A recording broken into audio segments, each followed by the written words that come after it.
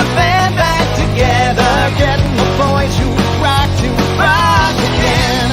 Getting the band back together, rocking the face of a place that remembers when some punks from the suburbs lit the sky with too much reverb. Getting the band back together. I mean, the theme song just makes all the difference in the world. I'm very sorry it took us 3.5 weeks to figure out we needed to add music at the top of this thing.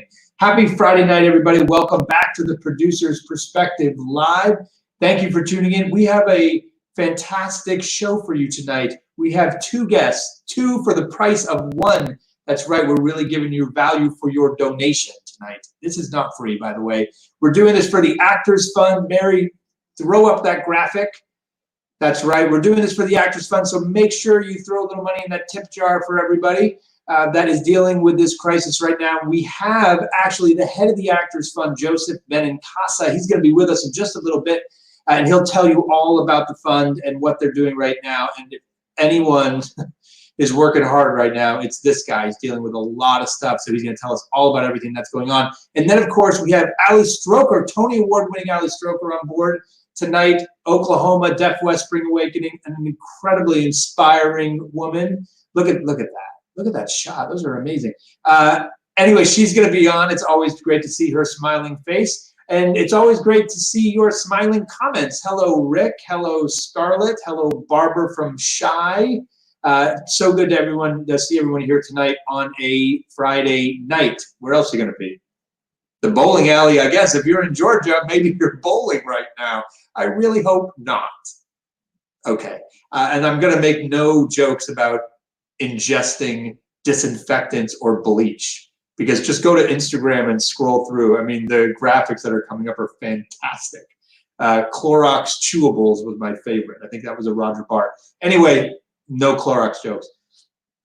I did want to talk about our stars, the Facebook stars. Remember, this was like only for video gamers. Remember how I said this last night when we were talking? So it turns out that's not true, or Facebook thinks I'm a video gamer, because someone gave us stars last night, and we're going to convert those stars to cash and give those to the Actors Fund. So we're not quite sure if it's working perfectly. So what I'd love to do is test it now. So you know how it works. It's buying stars, and then when you like something that I say, or more likely one of my guests says, you can throw stars at us. So I need one of you to test it. So one of you go out and buy like 3.5 million stars and just like throw them at us. Just let's see if it works. Just for the heck of it. Okay, anyone gonna do that? No? Okay. Thank you again for being here. I'm just gonna go ahead and bring on our first guest to talk about really why we're here. Please welcome to the show my friend, and also one of the hardest working guys in show business, and he does it for all of us in show business. Please welcome Joe Benincasa. Hey, Ken. Thank you very much for having me on the show. Of course. Raising money for the Actors Fund and building awareness. It's our pleasure. It's our pleasure. Tell me, like, what have your days been like since this began? I can't even imagine. I think you said it was Friday, right? I've kind of lost count, but everyone at the Actors Fund around the country is going 24/7, and we're doing our jobs. We're making sure that we're helping people, who need help. And so, what was the moment when you knew you were going to be called into action? Do you remember the moment when you were like, "Oh God, this virus thing, it's not going to be good, and it's especially not going to be good for all the people that we help"? Do you remember where you were when it kind of came to be? Yeah, it came from the Department of Health in New Jersey and Los Angeles and in New York City when we were hearing about this virus. We became very concerned about residents in Englewood, New Jersey at our home, and at our affordable housing residences in West Hollywood, Brooklyn, and Manhattan. So we knew something was coming. And we did stock up on PPE, and we did get ready for what we anticipated would be a struggle. And I think we were all right. We locked our nursing home down 10 days before the governor requested nursing homes and hospitals to shut down. Our administrator, Jordan Stroll, is really brilliant and hardworking, and there 7 days a week. Remarkable. But Yeah, we locked it down, and we've been communicating very well with families and friends, letting them know, FaceTiming with their loved ones at the home. So we did the lockdown early. We created two COVID-19 units within the nursing home so that we could house people there and provide a safe residence for them. And so we did the same thing up at in Midtown Manhattan at West 57th Street in downtown Brooklyn and in Palm View. In Palm View in West Hollywood, we were just finishing up a $10 million renovation of that affordable housing residence. And we came in right under the wire. We were moving people out 3 or 4 at a time, moving them back in with the renovation. We moved the last person in, and we got the order from the LA County not to do any interior construction anymore. So we just we beat the clock. Okay, so that was good. So tell us, listen, there are a lot of people might not know exactly what the Actors Fund does, and especially in a situation like this, we know you from your cookies that you give us when we do performances, or that you help, you have some clinics, you have the nursing homes, but specifically in a crisis like this, what is the Actors Fund doing, and even more specifically, for whom?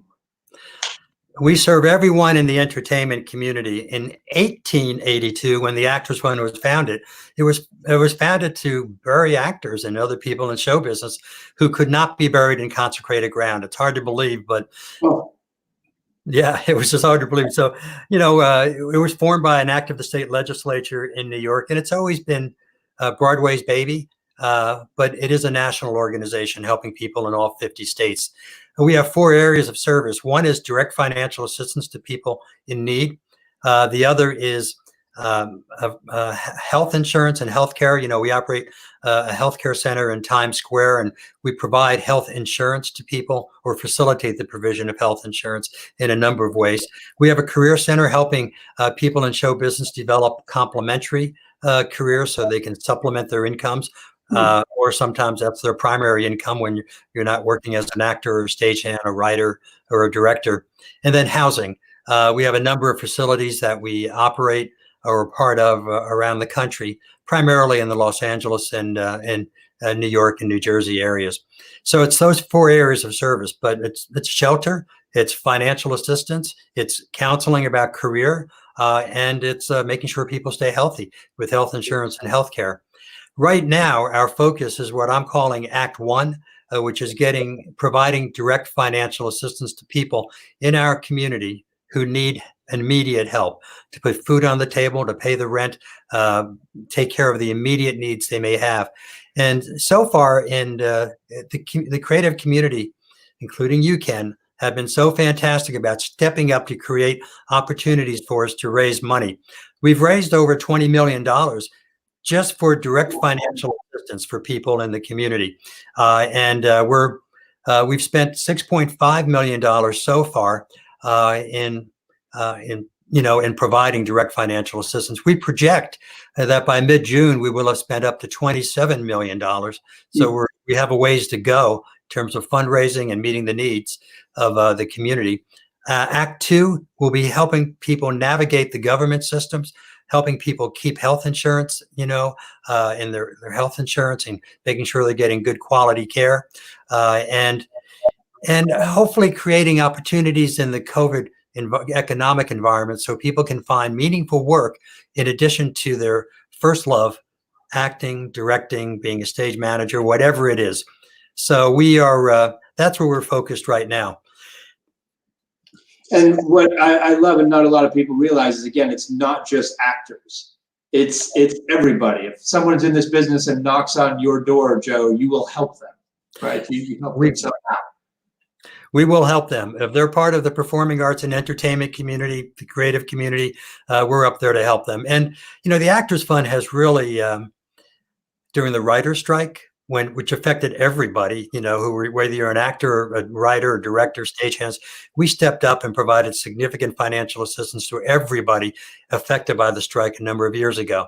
In 2008, with the downturn in the Great Recession, we led a $12 million campaign with great leadership from Jonathan Tisch, Kevin McCullum, and Annette Benning, who's our vice chair, kind of holding the fort down in Los Angeles for us. In 11 months, we raised $12 million, since we knew then that the philanthropy would fall off and we needed to fill our coffers.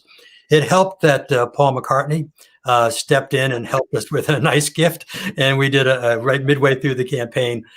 He had just bought Frank Lesser's catalog. And we called up his people and said, that catalog is fantastic. And wouldn't you like to do one of his songs on stage with 24 other Broadway performers?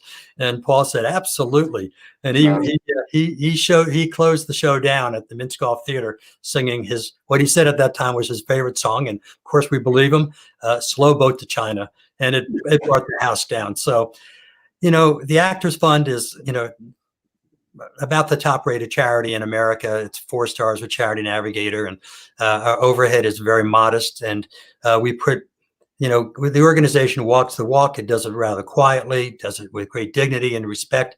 But it's it's really a wonderful organization, and it has earned the respect of the arts community in a wonderful way.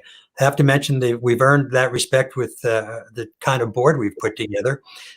Brian Stokes Mitchell, is our chairman. And, if you were up on the West Side at 7:00 this evening, you would have seen him hanging out his window, singing The Impossible Dream with all healthcare workers from Sinai West below the window and having them call out their names. To Annette Benning, on the West Coast, who has been incredibly thoughtful and helpful to us out there and all over the country. To the theater owners, the directors, the talent. The board is composed of the presidents of the unions and guilds and the theater owners and tons of talent. When I think of BB Newworth, BB joined the board and she had just one intent. She goes, I'm a dancer and I want to make sure dancers are part of the group of people who are being helped by the Actors Fund, since they tend to earn less than most people in show business. And we all know that it's hard to make a good living in show business. Producers may know that better than anyone else can, but it's we're very proud of the board, very proud of our advisory groups and our ambassadors groups. We have about 500 volunteers, and Ken, you're one of them. I'm looking forward to playing another round of golf with you to raise money for a nursing home in Englewood. Listen, nothing would please me more right now than playing a round of golf. And listen, I love, you're so generous with your thank yous to everyone in your organization. And listen, we got a big a comment here from someone watching, just sending you gratitude for your swift action for taking such good care of those in this beautiful industry in the variety of ways you do. And, I just want to thank you. You thank everyone else. You're doing such an amazing job, and so many people's lives are changed for the better because of you. So thank you. And I will just tell everyone, won't even make you do it. Everyone, this man is working so hard for people just like you, or maybe helping you in the future. So donate right now. Go to that tip jar and donate as much as you can, whatever you can. Joe will be very thankful, I am sure. Thank you very much, Ken. Thank you for having me on the show, and thank you for doing this. It's a real inspiration to all of us to be able to tune in and and think about the future of theater and watch theater live now. So it's great. Thank you. It's my pleasure. You take care of yourself. Stay safe. Okay, I will. Thank you very much. Bye-bye now. Bye, everybody. This is Joe Benincasa, everyone. Everyone take a moment and either donate, or if you've already donated, do me a favor. Make sure you hit those hearts and those likes for the Actors Fund. Just hit it right now. What will happen is that will spread the news about what we're doing. The more people that sign on, the more people that give money. And then I will now bring on our next guest. You ready? You ready? Someone give me a yes. Yes. Someone give me a yes. I'm not bringing her on until someone gives me a yes in the damn comments. That's the way it is. I'm just going to sit here. I'm just going to sit here. Someone. God damn it. Someone. Mary, type yes. What the? There we go. Arthur, I'm going to blame lag in the internet. Please welcome Ali Stroker to the live stream. There we go. Here they all are. Hi. Hi, how are you? I'm good. I am here at home.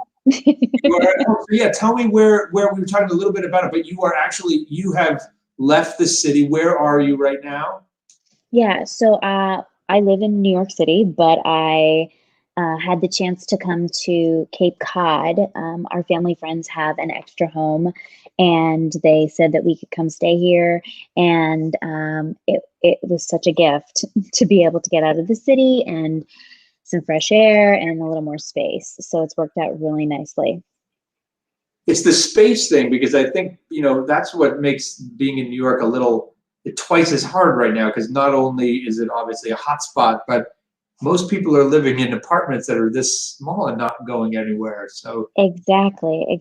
To be in these like 500 square foot apartments every single day, day in, day out, it's a lot. And I think what I've sensed with sort of my friends and my family is that it's just this past week that it's like psychologically started to get more difficult. totally. Just with not knowing like what's next. I read, there was an article about it. My wife and I were both feeling this way over the weekend, like, oh my God, it's been a month.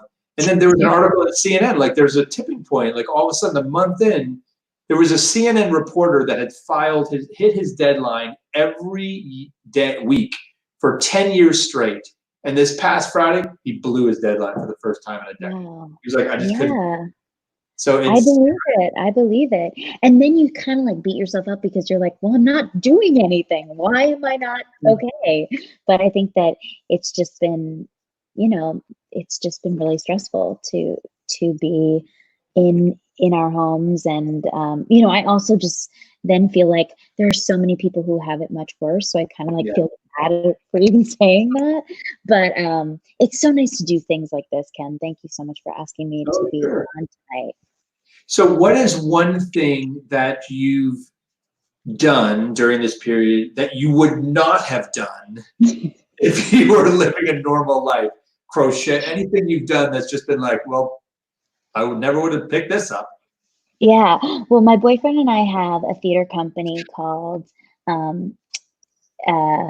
the Actors Gym theater company. And we have been doing play readings 3 times a week on Zoom. And last week for like 4 separate nights, we worked on, or 5, because it's 5 acts, we worked on Hamlet. And I would never normally have the time to do that and to like really get into it. And it was so exciting because it really made me think about the way that I approach a script, like with any kind of script. And anyway, I felt like I was growing, and that felt really, really good. Who did you read? What character? Polonius. I was Polonius. You're Polonius. Of course. I mean, of course. Polonius. Polonius.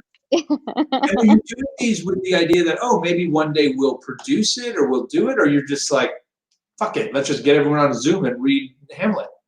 I think that right now it's sort of like, let's just get on Zoom and read plays and then have conversations about them.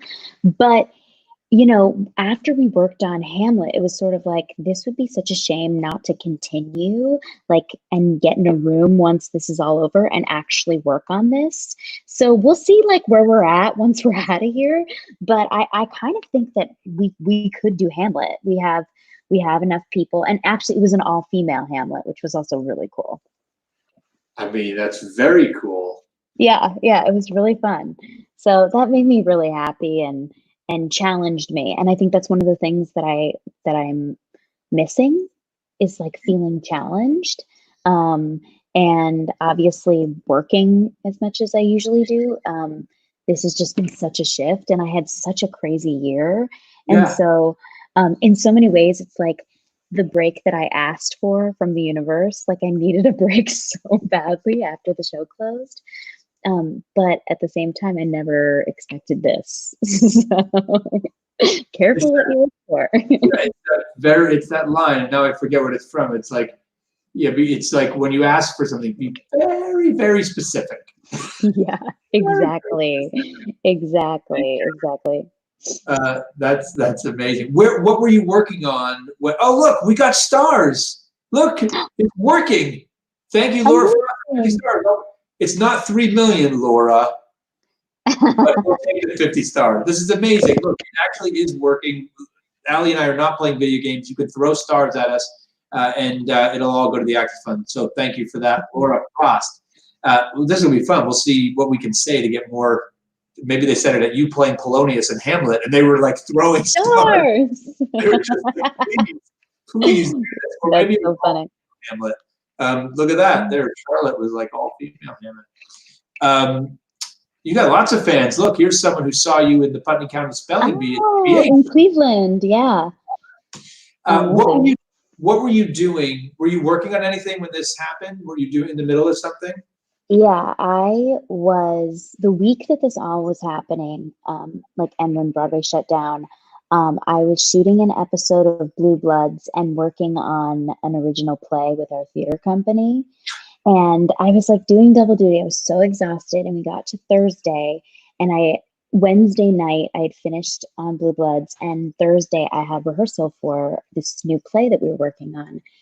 And all of a sudden I saw all this stuff come up on social media, and I was like, oh my gosh, they're closing Broadway. I mean, they never close Broadway. So I was like, what's about to happen?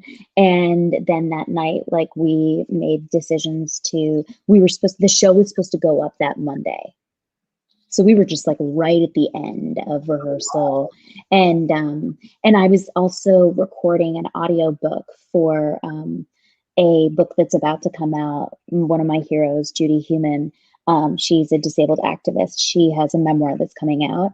And so I'm doing the audio for it. So I was going in and recording. And when this all happened, we were like, oh my gosh, the book comes out in May. How are we going to do this? So I got recording equipment. I like bought it, and I got it, and I had it sent to Cape Cod, and I set it up in the closet, and I finished the book.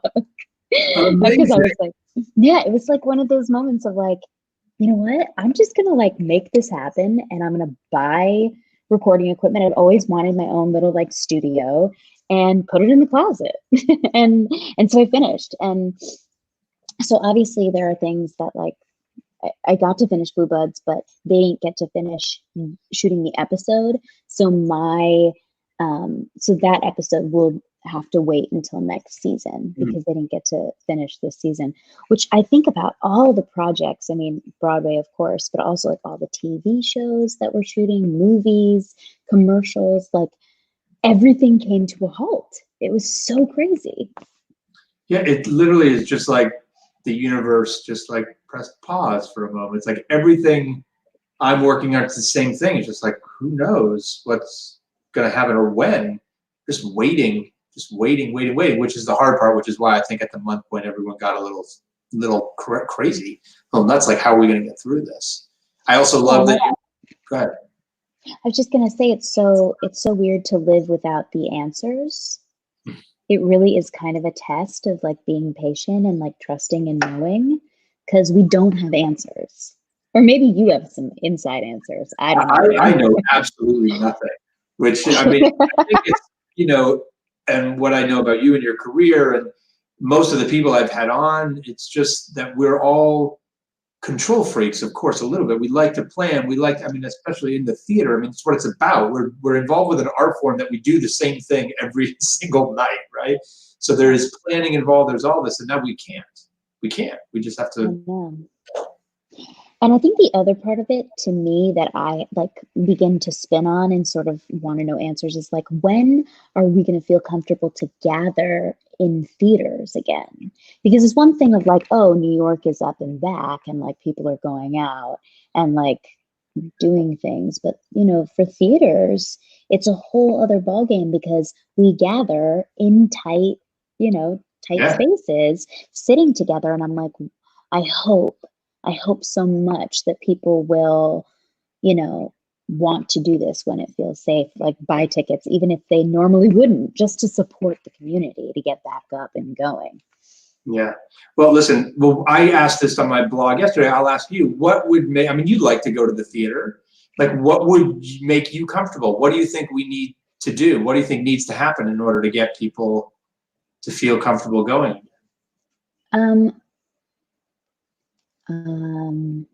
Honestly, a vaccine. Yeah, that's it. I like that. That's the thing. You know, and that's so out of our hands as artists. You know, that's not our field. But I do think that people, I feel it right now, people are starting to get really creative, and there may be opportunities to stream shows and to try to, create more opportunities. I also wonder if outdoor theater might become a thing, or outdoor concerts or something could become a thing maybe this summer. I'm not sure where, but I feel like people are going to be more comfortable being outdoors than indoors with each other. I already see that. I see that, like, you see even in parks, like you know, people feel a little more relaxed than like in the grocery stores. Well, Christina Hempel obviously likes that idea. She just threw 200 stars at you for Oh, that's so nice. idea. I love it. So, do you know what's next for you? Do you have do you know any projects coming up? Well, I was supposed to do a bunch of concerts this summer, um, and they all got canceled. So I don't actually know exactly what is next. There are like some things that are just like in the beginning, stages of like conversations and getting teams together that I, I wouldn't even know how to talk about yet. So I don't really know what is next. But I feel really grateful to have our theater company right now because it gives an opportunity to be working on plays and working on, my skills. And as an artist, it's hard not to be doing your thing because you start to feel like out of shape. You know what I mean? Like if you're not singing every night, your voice it's not as strong or whatever. So it's really nice to have that place to go and work on a scene or work on a monologue or work on a song. Well, after tonight's episode airs and the world finds out that you have audio recording equipment in your closet and they've done an audiobook, you're going to be like hit with like to do every single audiobook on the planet. You'll be like, never leave Cape Cod or your closet. You'll have so many offers. Let's take a few questions. Taylor Penny asks a classic question. What is your dream role to play on Broadway? And do you think you'll ever get to play it? Well, playing Ado Annie was such a dream come true. I didn't ever really imagine it before it happened, but that was really exciting and really amazing. I would love to play Audrey in Little Shop. I think that would be really cool. There's a revival of that going on. Well, not going on right now, but happening. Do they know this? I don't know. I mean, I don't know. I don't know if they know. They need to know this. I know these people. I'm going to let them know. You're on it. I'm on it. That's amazing. You'd be so good. Thanks. And you never played it anywhere before. Have you done any of the songs? Yeah, look, people love this idea. There's Dennis. I love that. Yeah. And then, I most of the time I answer that I would love to originate something, but I've also thought more about like, oh, what is the part that I would love to play? So Audrey it is. I love it. Sean asked a question that I know you're very passionate about. You've obviously made enormous strides for the disabled community on Broadway, off Broadway. You're an inspiration to so many. Are there more opportunities for actors now? Do you see this changing? Are we getting better, basically? And what can we do to improve it even more? I see some shift in TV. I see a lot more characters who have disabilities and more disabled actors getting parts. In theater, it's tricky. There's a lot of pieces. I had heard about. I had heard about a play that was. I don't know if it's still coming to Broadway or not, but it had characters with people with disabilities or actors with disabilities in it. So that would have been definitely, another opportunity. But yes, I think that there is. And Ken, you and I talked about this, I guess maybe 6 months ago now. It's crazy. Just about how, it is on directors and producers to bring actors with disabilities in for parts that are not necessarily disabled. But I also think that it's really on us as actors with disabilities to continue to strengthen our craft and our skills so that we are ready to perform at the highest levels. I sort of take that on as my responsibility because I've never felt empowered when I put the power in someone else's hands. Like it's on the producers. No, it's on me too. It's on the casting directors. No, it's on me too. So I think it's like everyone kind of like needs to up their game, and I do think that there will continue to be more and more actors with disabilities and characters with disabilities as we progress, because I do think that is where we're headed. Any tips for people watching that are struggling to get through this time period right now? For actors that are struggling, writers, anyone? What are you doing to help keep yourself with that smile on your face? Yeah. Well, I think every day is different. And as artists, we're so emotional. And so we're really, like for me, like I am riding these roller coasters of emotions. And I think it's just really important to continue to express yourself. So whether that be singing or reading a play out loud, getting on Zoom and reading a play with your friends, whether it be a brainstorm, that's something that I realized I really missed. And like I want to talk about ideas. And that's something that I get from when I go to see something. I'll then go and talk to someone about it. So I think like those kinds of brainstorms, those creative brainstorms, like create those for yourself, like bounce ideas, like what could be a great idea for a an animated short or something that we can do right now. So and I think most important is to keep your community close. So to check in with your friends, check in with your family, and the people that you love, because we are all experiencing this together, and I think it feels better to know that you're not alone. What a fantastic, fantastic answer. I love it. It's just getting together, and just because we can't be in the same room doesn't mean we can't actually connect with people and do something. I just love it. Just throw out a whole bunch of ideas. You never know what sticks. It's your story about Hamlet, like that. You could do Hamlet. You could do an all-female Hamlet as a result of just getting in a room and seeing what happens, and that would be amazing. Right. And right now, you could use the time to get ready for it. Yeah. You could be rehearsing. You could be doing table work, And I think taking classes too. I think it's like an opportunity. Like I'm about to take class. My boyfriend has a theater school, the Actors Gym, and he's doing some Zoom classes in May. And when this first happened, I was like, oh gosh, like that wouldn't work. And then after we've been doing these readings with our company, it's like, oh, it really does work. It's just different, and it really does. It strengthens a different muscle for us as artists. It forces us to focus, and that's something that for me is really hard when I'm not in the room with people and I'm not feeling them. So it's made me like really begin to pay attention in a different way, and I think that will really help me when we come out of this. I love it. Wayne asks, in Oklahoma, which of course I've told you this before, but you were amazing. What was your biggest challenge to overcome in playing that role, a role that you obviously really wanted to play, and in that specific production? So that specific production was really difficult physically. It was a 3-hour show, obviously, but for me, it was really, really physical with the dance, and I moved really quickly around that stage. And so for pushing my wheelchair, there was a lot of start and stop. So my wrists really took a beating, and my shoulders. And so it was just physically really, really, really exhausting.